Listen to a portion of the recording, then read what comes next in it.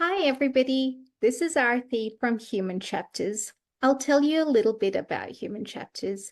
Humans are living narratives with a past, present, and future. The aim of these conversations is to highlight a chapter of the narrative and unpack its connections to other chapters. I don't care whether people are natural storytellers, but I truly do believe each one of us has a worthy story to share. In acknowledgement to country, we acknowledge the traditional owners and custodians of the lands on which we are. We pay respect to their tribal elders past and present and emerging. We celebrate their continuing culture and we acknowledge the memory of the ancestors. Today, we are speaking with Lorraine, and Lorraine is going to talk to us about, education. Welcome, Lorraine. Tell us a bit about yourself. Thank you, Artie, and thank you for this opportunity. It's lovely to be able to have a chance just to explore some of these connections, like you say, and just talk a little bit about a chapter from me that I'm sure does connect with other people that you've spoken to in this fabulous series. And I guess it just showcases your real interest in people. Oh, thank you. So you'd like me to introduce myself? I'll do Yes, that. please. So I'm Lorraine Graham, and what I do is I'm currently Professor of Learning Intervention at the University of Melbourne. And I'm sitting here in my office at the moment, so we're on Wurundjeri country. And I have a great team who work with me in the area of learning intervention. And we also teach into the Master of Teaching and into the Master of Education and the Master of Evidence-Based Teaching ourselves as educators here. We're researchers and we're educators, and many of the members of the team also have backgrounds as teachers themselves and as allied health in lots of cases. And for me, I have a background as a primary school teacher when I first began in education, which is, and this is a long time ago now, but it is 45 years ago that I started teaching with primary school students, and my first class was a Year 5 class in Yandina, Queensland. Wow. Lorraine, what an incredible synopsis of your journey. Tell us what got you into primary school teaching and take us through your journey into researching. Okay, well, like many people, I was very influenced by my family and by my mother. My mother was the eldest girl of a large family, and she didn't ever have the opportunity to go to high school. So she finished at the end of Year 7 in rural Queensland, and some of her younger brothers and a younger sister were able to go on to high school in the town nearby. But my mum didn't have that opportunity. So she knew, and she taught me. And so does the world teach us all, I think, about the importance of education. So I think I grew up knowing that I didn't want to miss the opportunity that education gives us in order to feel as if we understand a bit more about the world. And when I tell that story, my mum was a very bright, business-oriented, capable and practical person, but she always felt herself this kind of lack of education, because that's something that I'm sure she would have excelled in had she had the opportunity. And I think education and opportunity, they just go hand in hand. Lorraine, I'd love to unpack Mhm. your mom's teachings or wisdom. Um, her not having had the opportunity to go to high school in life, how how did it impact her, and how did she pass on that importance to you? Ah, dear. I think also it is a matter of how society changes over Mm. time, isn't it? So my dear mum was born in 1933, and she, of course, has passed away some many years ago now. But the time was different, and the time was different in terms of opportunity for women, in terms of what was offered, in terms of education, what was expected of women and boys and girls in families, the whole thing. Mm. So, her teachings were really about being independent, being always self-sufficient, Mm. and respecting what education can do. And we still see education now, um, most definitely, as the cornerstone of opportunity. You just have to look at the Sustainable Development Goals, the 17 Sustainable Development Goals that are set for the whole world. And although there's only one that is specifically talking about inclusive education and lifelong learning, which is Sustainable Goal number 4, it underpins so many of the others. So I think in terms of teaching, we always learn from our families. We learn examples and non-examples, and I think we always want to achieve, Mm. to I don't know, to pay respect to those that we love. Absolutely. Lorraine, I'm sitting here thinking about my mom, Yeah. born just 20 plus years later than your mom. And mom finished high school, maybe year 10 or year 11, and then went into secretarial college. But due to various reasons, was not able to pursue further studies until to date. That is one thing that she holds. I think it might even be a regret, saying, I really wish I had the opportunity to do so. I didn't, but you girls are going to go. And ever since we were young, we were told, you're going to university. You don't actually have the option. Um, yeah, it's just so interesting. Thank you. Yes, I think it's many people's story, depending on when you did grow up. I mean, I Mm. think we still have a number of first in family to go to university within our courses, and I do think that is important. So I was certainly first in family in my extended family to go to university, but there have been many others after me. Beautiful. So, your life as a primary school teacher, tell us about it. What was it like? Oh, well, so I loved it actually. I could always find a great deal of joy Mm. in feeling as if you'd helped the children understand more. I've always been interested in particularly assisting those students who didn't find learning easy. Mm. And I think, when you are involved in, well, all of us as teachers, we see a lot of differences in families and we see a lot of differences in the kids. And I think we always need to, and I think we naturally do, we find something of value in everyone. Yeah. So I think those years, I was a primary school teacher for 5 years, and then I started to do some further study.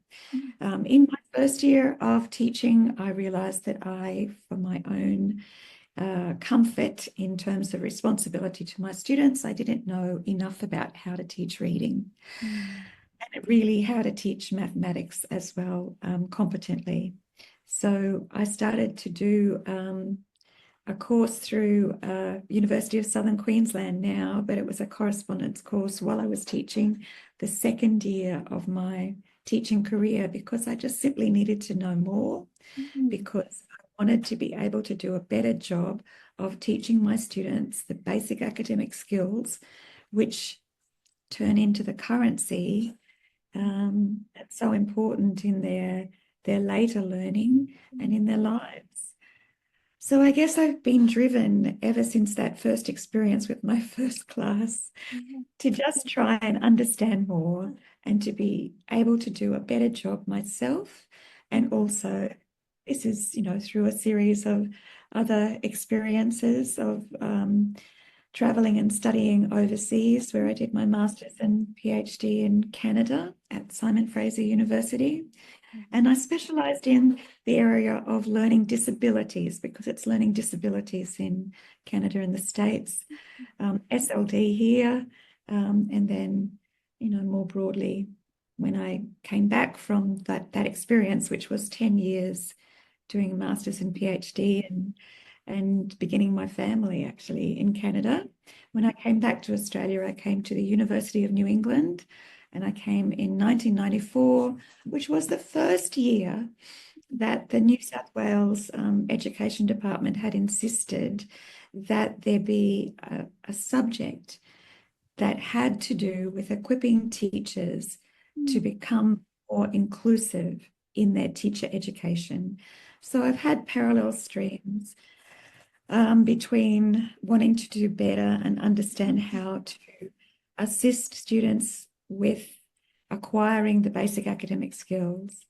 And I've also had this experience and seen it from that point forward in trying to equip teachers as well, teachers and other people, other educators, just in general, to be better prepared to teach the diversity of students that we have in our classrooms.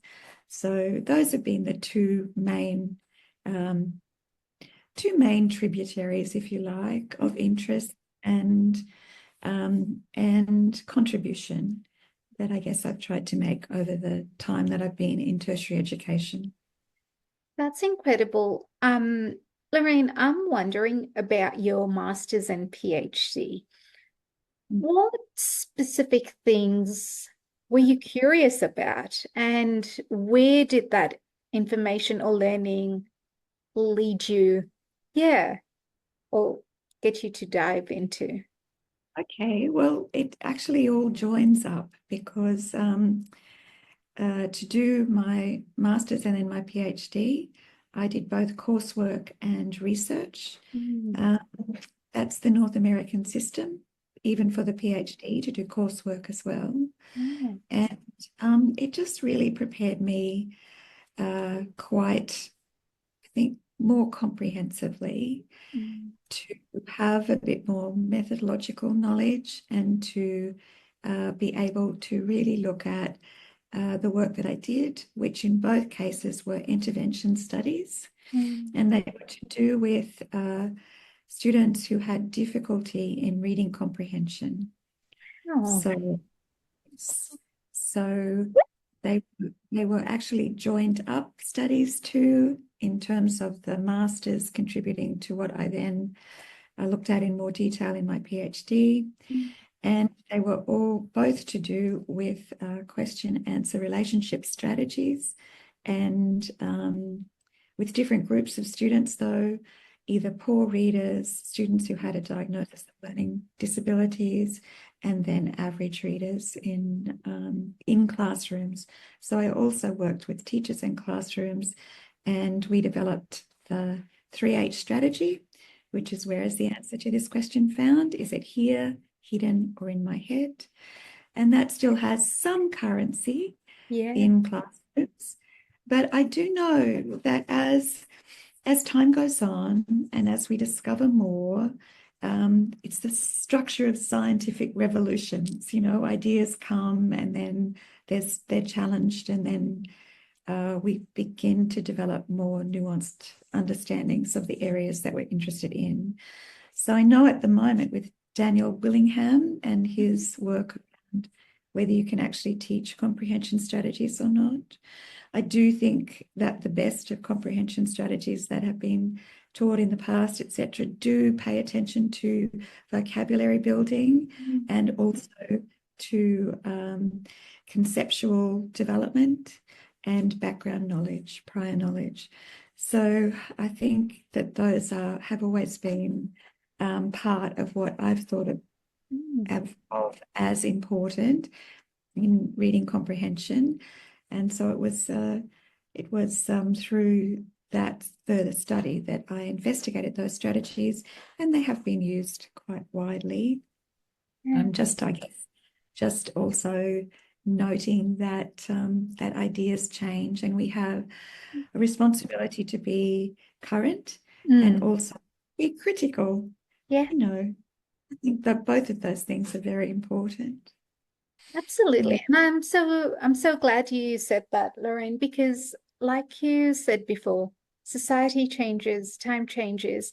I think even understanding that people's presentation will change, but it's those nuances that really matter, and for us as adults to be active observers or deep observers of our students. Absolutely. So in terms of what those pieces of research led to, when I started at the University of New England, I did further research with the 3H strategy. And then I started to work with a professor of mathematics education, whose name is John Pegg. And together we developed Quick Smart, which is a basic academic skills program, literacy and numeracy. And it works on some of the principles that I had used as the intervention researcher in my original work for my PhD, which was, 30 minutes, 3 times a week. The good communication with the schools in terms of the student selection, in terms of communication to the classroom about what's happening in an intervention program, communication with parents, ways to evaluate what's happening in the intervention and to fine-tune it so that we are pretty sure that it is making a positive impact, because we do that out of respect for the learning time that students who are vulnerable have. And those students at risk are the ones who need the best teaching and the best consideration of what it is you're actually asking them to do in terms of tasks and what we hope that to provide them with in terms of learning and how that can build their competence and confidence. So it was actually the Quick Smart program. We got our first funding to do further research into that in the year 2000. And then we got a discovery grant from 2003 to 2005. So it was actually 5 years of research that went into that program before we started to scale it up. And at various times, it's been bigger, it's been smaller.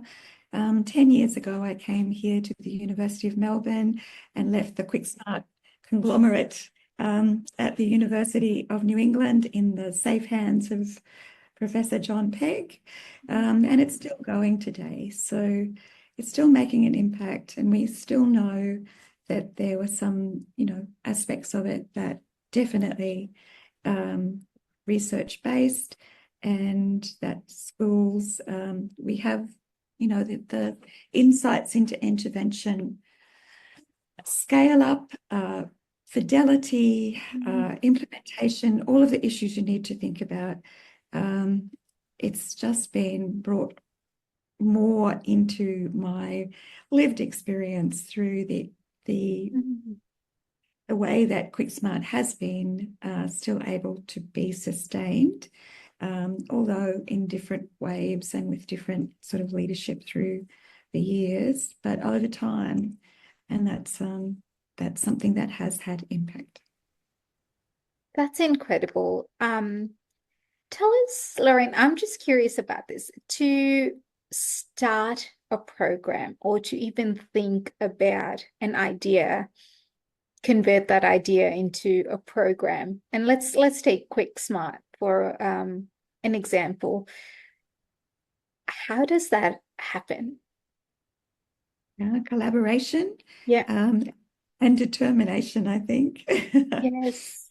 Two things. So we had some schools that worked alongside us for the 5 years of the development, Yeah. more and more schools that we brought on over time. But I also think that building teams is important because you bring different expertise. And the other thing is to know your field and know what are the important elements in terms of an intervention. What are you really trying to do? How are you thinking this is going to work? How can you test it? How can you provide enough certainty to your evidence that you know this is going to be something that's worthwhile for schools to continue to consider and continue. So I think there's no recipe book, but I think there is. It's a great path to have had the opportunity to experience. That's incredible. And before you said, were there 17 or 14 goals? 17 sustainable 17. And do you try to meet some of those goals? I think they're broader for us. I think we just what the ST4 states, but I see its influence in those broader goals, which are, they're the goals for the world. So they're to end poverty. Yeah. How do you do that? You do that partly by educating people and providing opportunity.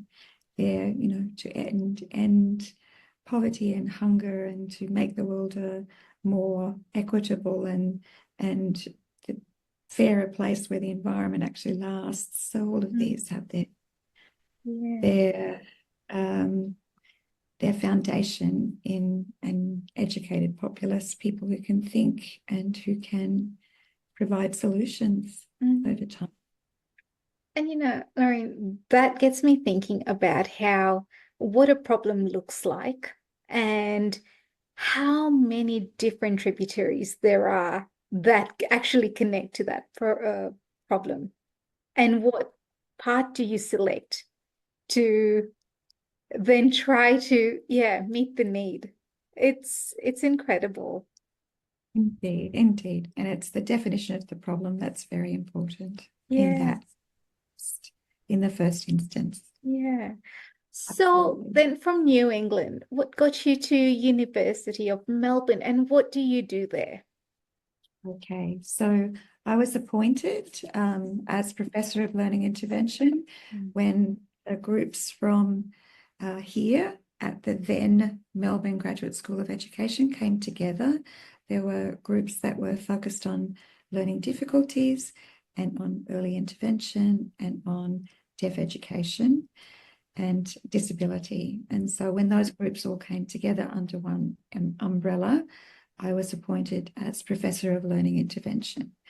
So it has been a joy to be able to come here and to work with the team, build the team, and also experience, another university. I've been in a couple of universities over my career, and it's always because I was at Simon Fraser before coming to the University of New England and also QUT for a short time.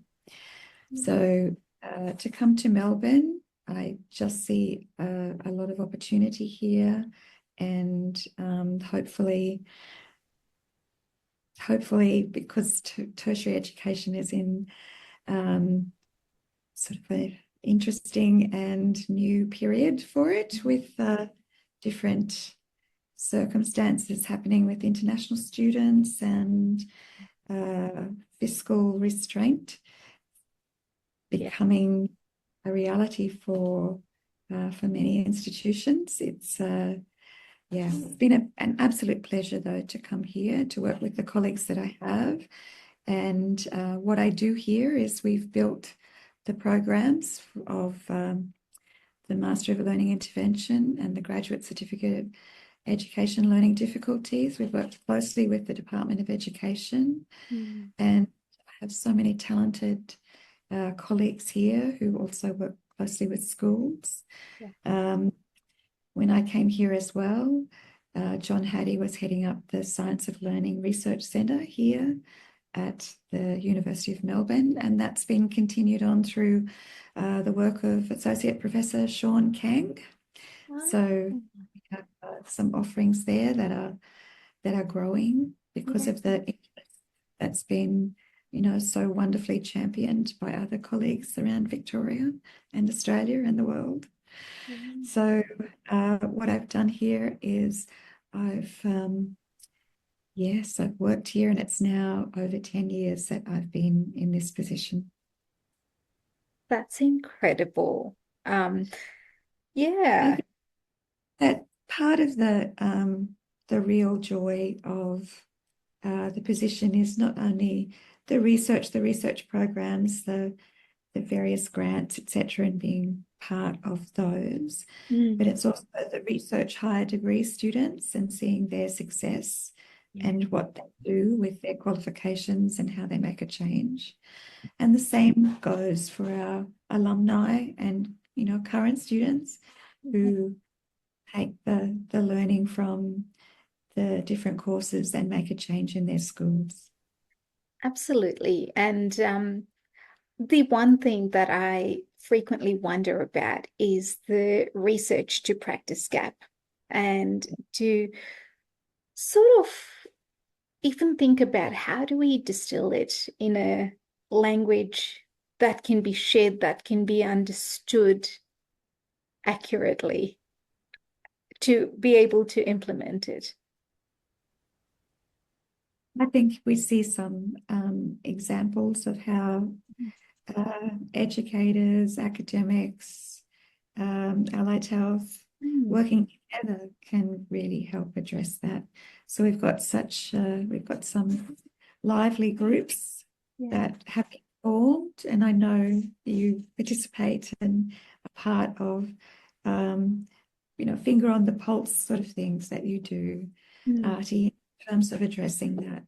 I also think it's a bit of a perennial that needs constant attention, because the theory changes, the practice changes. We hope to always be informed by the science and by what constitutes good evidence.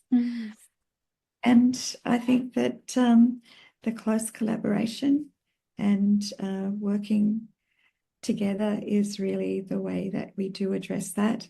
I think that there are some ongoing conferences and other means of trying to get people together. And I think that can only grow in strength and impact over time.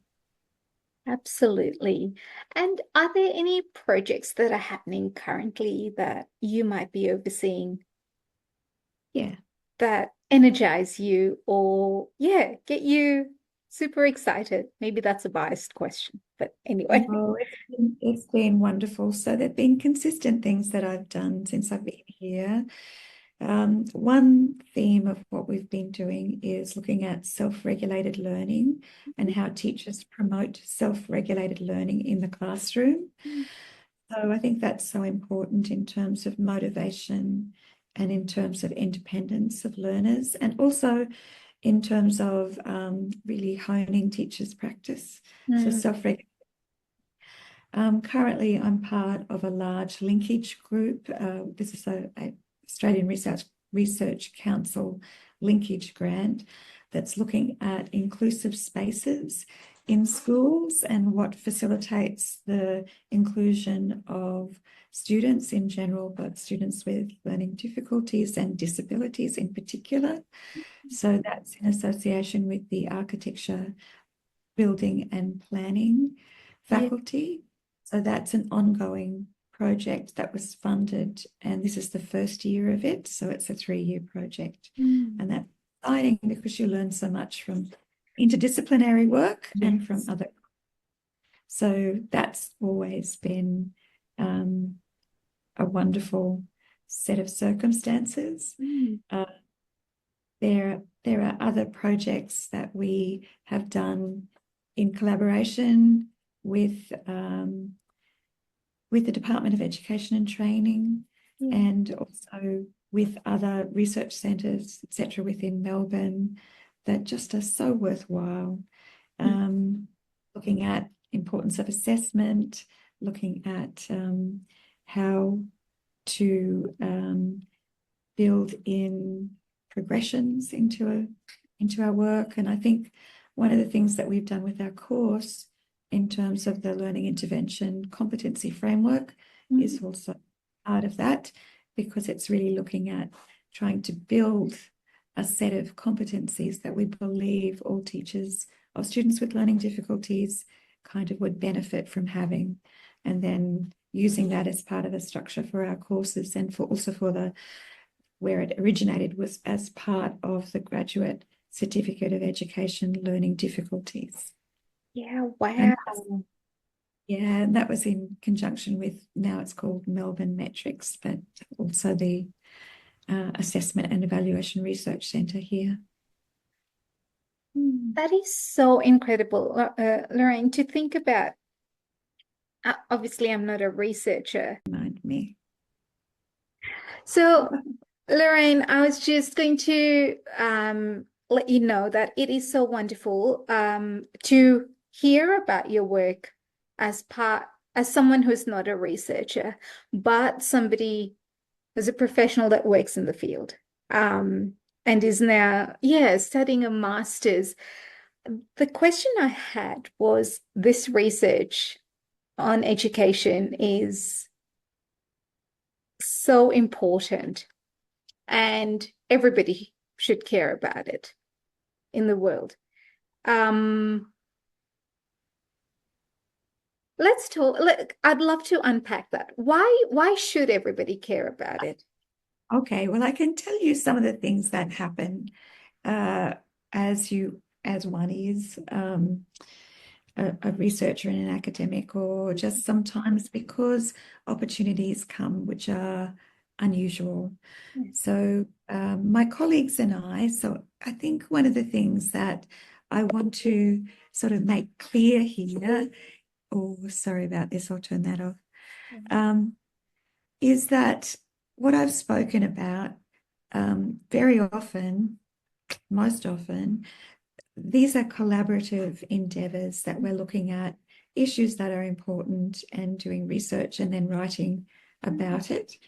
And one of those examples that I think has been very affecting for me is the opportunity that my colleagues Jeanette Berman and Anne Bellett and Lisa Mackay-Brown have had to work with teachers in Ecuador. And all of that is about inclusive education. So 2018 and 2019, we had the chance to work with in excess of, by the time the project rolled out, like 15,000 teachers were affected in Ecuador by both the face-to-face workshops and then the online learning that was provided about inclusive education, the key principles of inclusive education, and how you can move towards that. And all of it came from a collaborative project that Jeanette Berman and Anne Bellett and I started, which was to write the book on sustainable learning. So it was actually this book that was picked up by our colleagues from Ecuador, and we were able to do that work. So why is it important? Education is important because it's important because it's a human quality, and it's a way to make oneself better and a better citizen, a better person, a better partner, a better parent. I think it's important because we all want to do the best by our future generations. And we want to try and ameliorate some of the gaps that occur for various reasons across the globe. And a really potent way to do that is through education and the opportunity for people to have education. So that's why it's so important. And I also note the incredible learning that one has when given the opportunity to get to know a bit more about other cultures and places and school systems. Absolutely.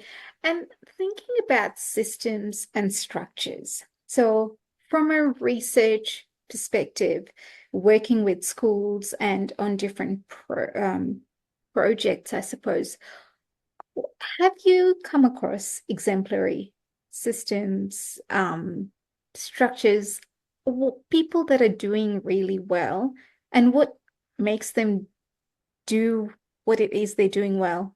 Well. Absolutely. Absolutely. I think there are a great deal of positive examples. I think that that is something we need to hold on to in the face of the other realities, which are about shortages and are about systems that are struggling with the societal change that is also occurring. But even with that as something which you can acknowledge, there are lots of pockets of lots of examples of really good practice.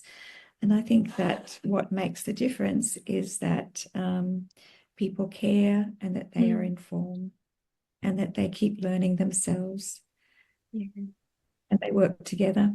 These are elements of what it takes to have the practice be as good as it can. We also need, and this is a system aspect, appropriate funding, of course, but and there are challenges, but we do need appropriate funding for the right sort of programs, and then we need to make choices. There's a lot of decision making that's required, education in general, but yes, indeed, there are many examples of very good practice. Yeah. And Lorraine, the other thing that I've been thinking about is actually a session I had with a few of the children today. And I'd love to tell you about it. There's a point to it, but we were talking about they had to do a piece of writing, and the piece of writing involved telling a story with a message at the end. And in that piece, obviously some of the elements were going to be non-fictional. You draw upon your own experiences to say, this is the problem, this is what the problem has led to, these are the solutions that could be offered, and this is how it could make somebody's life better. The children that I work with have language difficulties, have literacy difficulties, but something from my point of view that is so wonderful is once you try to facilitate really, I think they're deep discussions, they have so much to contribute. One of the students, we were talking about no money being a really big problem, like it's blatant, it's in your face. But no money leading to no food, no shelter, the sort of broader problems. But that then sort of connecting to deeper problems. Well, what does that actually mean for the person that doesn't have these things? And we were looking at, your health and your well-being, your ability to make decisions, to work for someone. And then we sort of went into solutions, and initially it was that sort of simplistic view of, oh, we can give money, we can do this, or we could, and it's frequently about we can give something, but then drawing deeper into, well, what if you can't give it, but you still want to be able to help, you still want to be able to offer some solution. And it was so wonderful to hear them say things like, well, for somebody that's homeless, it would be great if people could build houses for them, and for us to be able to donate money to for materials and things like that. Or for somebody else, or another child said, oh, it would be good to get them a job. And it was an opportunity to say, well, do you know what actually goes on in getting a job? It's not that it just happens. There are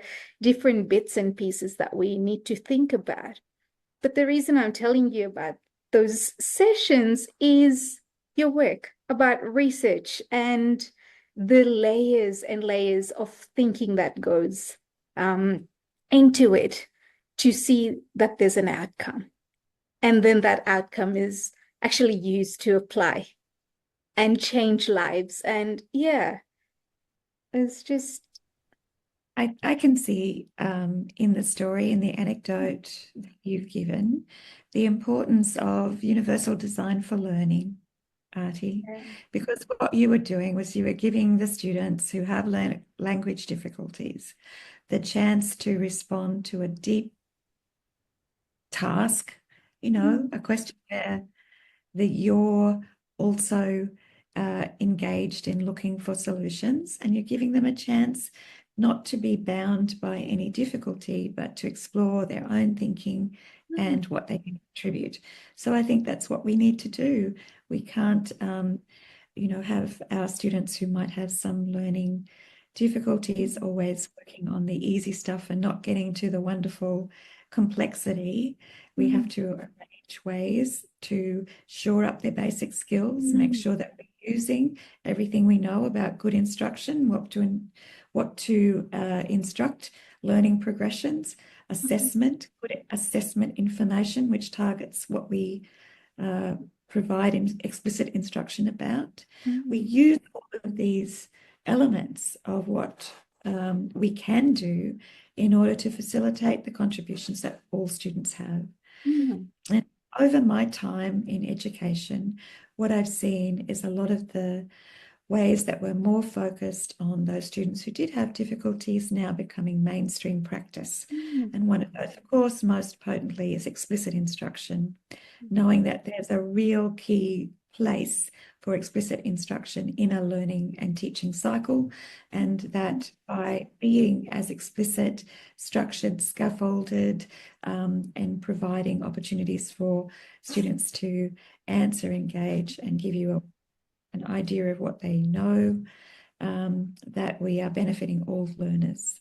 And I think that is so important, that idea of explicit instruction, to make the complex or the abstract concrete and something that's almost tangible for a huge portion that actually do need it to be tangible and to be understood in a manner that's simple at first and then building on it. That's right. To be scaffolded and to be used where appropriate in the, depending on what's being taught and what's being expected as a learning outcome. And, the question I posed earlier about why is education important, and why is it that we should all care about it? Something that I think about so frequently is life is unpredictable. We actually don't know what's going to happen to who at what point. And so to think about barriers are almost inevitable. They're almost thinking in the terms of, oh, what would you do if you were in that position and that was a barrier for you, as it is for other people. And everybody, like, there's a worth and there's that dignity and there is access to life that we should think about as a society. And I really sometimes wish we thought about it a little bit more and were more accepting and more forgiving, in a sense, to say, come on, we'll teach you to our ability, and then at least give people a chance to contribute. You've said that well, Artie. I do. Yeah. Lorraine, has there been something that I haven't thought about asking you in your journey? I just think that I can sort of wrap up and perhaps and just say that some of the things that have been important to me um, in terms of contribution, etc. And it's one of the contributions that I do consider has had some impact has been the three books that my colleagues and I have written since 2000, there's 2015, 2018, and 2024. 2024. So we have so sustainable learning was the first one. And for me, I think my vision, of the utopia of education would be what we've described here as sustainable learning, because it's learning for all, teaching that matters, and we know what matters and we do it. And then learning that lasts so that it's sustainable and useful and in life. So those three things were part of our organising frame for sustainable learning. Learning for all, teaching that matters, and learning that lasts. Teaching that matters because teachers matter. The second one with Jeanette Berman was learning intervention, trying to figure out what learning intervention can look like. And this is more with a casework, educational casework framework. And here we're looking at what you do in terms of addressing students' difficulties when you notice them, and the importance of assessment, particularly in how you interpret assessment in order to get to some instructional ways forward. And the last one that we've done, I held up the wrong one. This is learning intervention. This is me not looking at what's going on. This was learning intervention. And the last one published, it says 2024, but sometimes it sort of came out at the end of last year, 2023. But this one is responsive teaching for sustainable learning, because here we've tried to really unpack what inclusive practice can look like and a research base, and provide support to teachers and other educators and also allied health in terms of, we have a responsive teaching framework. We've unpacked the steps of this, and we've also taken it to a leadership framework too, because we do know how important in schools and systems the leadership is in terms of building identity within a team, and having vision, and also as a tenant wanting inclusion to be at the heart of what happens. And all leadership has to be inclusive leadership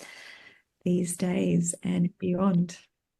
So I think in terms of impact, I'd like to mention those. Those were also some of the work that did take us to Latin America, which has been a very rich part of the career. And then I have my takeaways too, Artie. Yes. When I'm ready for those. Absolutely. I will be putting the links to the books you've mentioned in the show notes. I think, I really love that frame. Learning for all, teaching that matters, teaching that lasts. Learning that lasts. Oh, sorry, learning that lasts. Yeah. I think learning for all, teaching that matters, and learning that lasts. Yeah. And we're all lifelong learners. Yeah. That we are. Yes. Now tell us about your takeaways. Okay, so I have some quotes because these affect me, and I think it's good to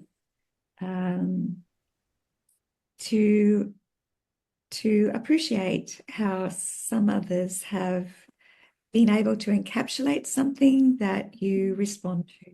So these are 5 quotes that I think are important for educators and people in general.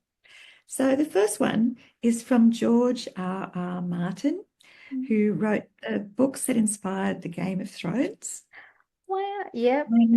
Yep. And so his quote is, "We are all the heroes of our own stories." Yeah. And I think because your human chapters and your whole drive to do this series, I think that's a great quote. And I also think that if we're not the heroes of our own stories, then perhaps that's a good way to think about it, Mm. because you have to think about what it is that your story means. Yeah. And it doesn't have to be on a big stage. Everybody's story is meaningful. Yes, absolutely. Yeah. Um, The second one is from Sarah Lawrence Lightfoot. And I was taken when she once described great as lifelong learners who throughout their careers continue to be curious and ask deep and probing questions of their students and of themselves. So that's when she's talking about great teachers. Lifelong learners throughout their careers continue to be curious and ask deep and probing questions of their students and of themselves. mm, And I think that was partly something that also connects to your anecdote about the group that you've been working with just mm, today, about asking questions and being curious and lifelong learners. I think that's part of what we've talked about yes. today, is this experience. Yeah. The third one, this one I've had for some time, because it's a quote that comes from Helen Keller, Mm, was deaf and blind and has a heroic story. But it was brought to mind when we had one of our graduates from the Master of Learning Intervention give the occasional address at the graduation in August.